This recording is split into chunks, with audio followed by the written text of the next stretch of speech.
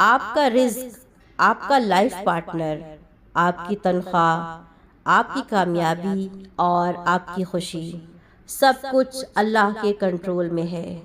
اس لیے آپ ان چیزوں پر پریشان ہونا چھوڑ دیں جو آپ کے کنٹرول میں نہیں۔ کیا آپ جانتے ہیں کہ آپ کے کنٹرول میں کیا ہے؟ آپ کے کنٹرول میں ہے آپ کی نیت، آپ کا ایمان اور آپ کے اعمال، آپ کا اللہ کے بارے میں گمان اور آپ کی دعائیں۔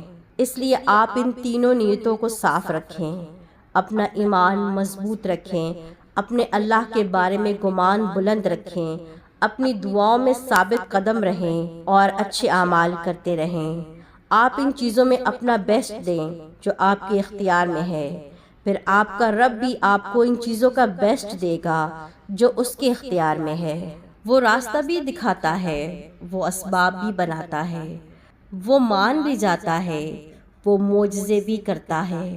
بس ناممکنات کے لمحات میں بھی دعائیں مانگتے رہیں، کیونکہ وہ یقین رکھنے والوں کو کبھی بھی خالی ہاتھ نہیں موڑتا۔ اللہ کبھی ہمیں اکیلا نہیں چھوڑتا، وہ جانتا ہے کب، کہاں اور کس طرح ہمیں سہارا دینا ہے۔ آج دل سے شکر ہے اس ذات کا جو ہماری ضرورتوں کو ہم سے بہتر جانتا ہے۔ ہم اکثر سوچتے ہیں کہ ہمارے پاس کیا ہے، لیکن جب نظر ان نعمتوں پر جاتی ہے جو اللہ نے دے رکھی ہیں تو دل شکر سے بھر جاتا ہے۔ یا اللہ، تو نے ہمیں ہر حال میں نوازا ہے۔ اللہ کی محبت کا سب سے حسین پہلو یہ ہے کہ وہ ہمیں ہماری دعاؤں سے بھی زیادہ بہتر دیتا ہے۔ آج بس شکر ہے اس ذات کا جو ہمیشہ ہماری ضرورتوں کے وقت ہمارے ساتھ ہوتا ہے۔ شکر زندگی کو جنت بنا دیتا ہے۔